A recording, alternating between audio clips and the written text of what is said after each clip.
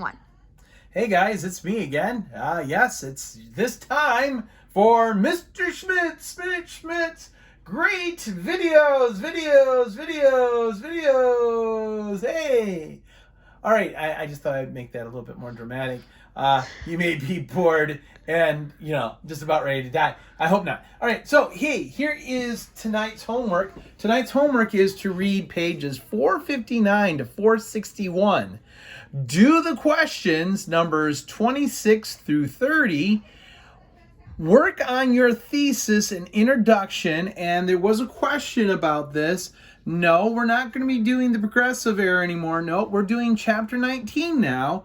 We're going to work on a thesis and introduction for that question. I believe it's number 40 on your study guide, which is the essay question for the test. I need you guys to start putting together a thesis and introduction. Now, to help you in doing that, I've added some videos, and it talks about the United States involvement in the First World War. You'll want to see them. They're in your OneNote under Chapter 19 tab. And the one that especially is important is the very last video on the Spanish flu. Because you may want to talk about that, because I believe the essay question is something to the effect that the war didn't have an impact on the American citizens of the United States. So you may want to watch, you're going to need to watch that video on the Spanish flu. There was a question yesterday, a very good question. Thank you, Miss Hannah Askew. And yes, I already had Ava ask me the same question just a few minutes ago. The question wasn't answered in yesterday's notes, so I'm going to answer it now. The convoy system was so good that it prevented a single loss of any American soldier. So that meant that every single American soldier that got on a boat and went over to France, not a single one of them died. Thank you, Admiral Sims. Admiral Sims was an American officer who told England that they better start using a convoy system, or the United States wouldn't send soldiers to help England fight the war. And he told the English that we needed that protection of those ships. And so we didn't. Now, ironically, when the soldiers came back, they wouldn't give them protective convoy ships. And a number of Americans, sadly, once they had gotten done fighting in the war, ended up dying in the ocean while they were coming back to America. Very sad. Today we want to start looking at letter C here. Pershing, our general, fights for American independence in fighting the war. The problem is this, guys. The British and French don't trust us. In fact, they had a nickname for us. That nickname was, Doughboys. They called us Doughboys.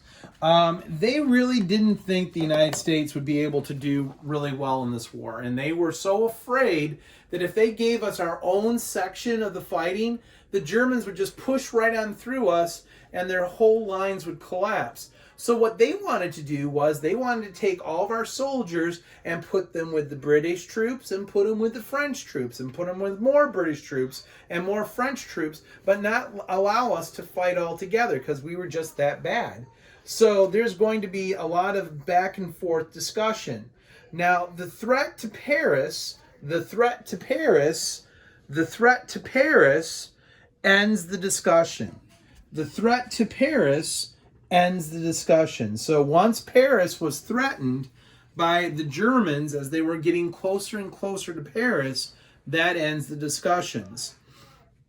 Second line here is, America will prove their worth. We prove how good we are as they and their allies push the Germans back. So the Americans prove their worth as they and their allies push the Germans back. Letter D, the Meuse-Argonne campaign. Here is a wonderful map of the Meuse-Argonne. And the Meuse-Argonne is right here with this blue arrow. That's where the United States is going to be, and that blue arrow. And if you'll notice, because my map is nice and colored, you'll notice there's a lot of green here. This was called the Argonne Forest. The Argonne Forest was a very scary place, and the United States was given by the French this part of the line to attack. Because if you can see at the very tip of this blue arrow, there's a city up here, and the name of the city is Sedan, and we'll talk about that in just a second. So the Americans are united and assigned a position on the line. The Americans are united and are assigned a position on the line because actually they had been divided among the French and the British. Their position is located along the Argonne Forest. Their position is along the Argonne Forest, a very, very thick and horrible place to be fighting a war. The Americans pushed the Germans back, though, 50 miles and captured the key center of Sedan. Why is Sedan so important? Almost all German supplies and their trains, all the German supplies and their trains are taken there to Sedan. That's why Sedan was so important. All the German supplies and their rail systems all met up there at Sedan. So this is why this is so important. It's going to take 3 months. It's going to take 3 months and 120,000 Americans that are wounded and killed. It's going to take 3 months and 120,000 Americans wounded or killed. And remember, this was only 3 months of fighting, all right? This was only 3 months of fighting. This wasn't like we've been fighting for years there. An important person for us is a gentleman by the name of Alvin York. Alvin York kills 20 Germans single-handedly and captures another 132 by himself. Alvin York will kill 20 Germans and capture 132 Germans by himself. Pretty amazing feat. Americans will continue to attack until the armistice is signed. We will continue to attack the Germans until the armistice is signed, which is the end of fighting. So we will continue to fight until the end of the fighting. Letter E. After these defeats, several German soldiers and seamen will mutiny. That means that they will quit working on their boats. Citizens in Germany will demand the government provide food. The citizens will demand in Germany that the government provide food. This was really controversial. This was called the soldier first policy, which was that all the German citizens had to grow all the food for the soldiers. The soldiers got the food first, and then whatever food was left over was then given to the German citizens. Not too good or happy an idea. The Kaiser, which is the king of Germany, the Kaiser will flee. The Kaiser will flee to the Netherlands. The Kaiser will flee to the Netherlands when he knows that this war is about to be over. Letter F. Germans are forced to agree to the following terms or face a continuation of the war. Number 1, they have to leave all conquered territories, including the very nice place called Alsace-Lorraine. Alsace-Lorraine was loaded with coal and iron ore that you could make steel out of, and the Germans were told that they had to leave. Number 2, the Navy must destroy or surrender their Navy. The Air Force has to destroy all of its planes, and the Army has to give up its large artillery guns. So the Navy must destroy or surrender their Navy. The Air Force must destroy all their planes. And the large artillery guns of the Army must be turned over to the Allies. The Allies reserve the right, number 3, to seize the Rhine Valley. The Allies reserve the right to seize the Rhine Valley. Why is that so important? Well, that's where most German factories are. So without their valley, the Germans don't have too many factories to build stuff with. Okay, so we've talked about that, and we need to just finish up and look at a couple more things so that we can get you guys to where you need to be for tonight for your homework. Okay, and I'm erasing really toughly here. Here we go. So Roman numeral 7 is financing the war. Financing this war. The U.S. will spend $33 billion to fight this war. Now, that doesn't sound like a lot of money today, but back then, this is a huge amount of money. And we're going to use something called war bonds to pay for most of this. These were private loans with interest, and that will raise $23 billion. So that means, if you guys do the simple math, we're short still $10 billion. We still need to make up $10 billion.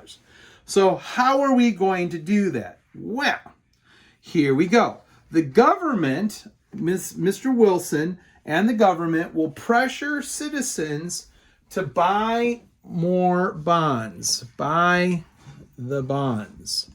So we will be pressured by the government to buy more bonds. In fact, actually, this was Wilson's son-in-law, and he will actually question your American citizenship. So what he'll do is he'll say, are you really an American? Are you really an American that doesn't want to buy these bonds?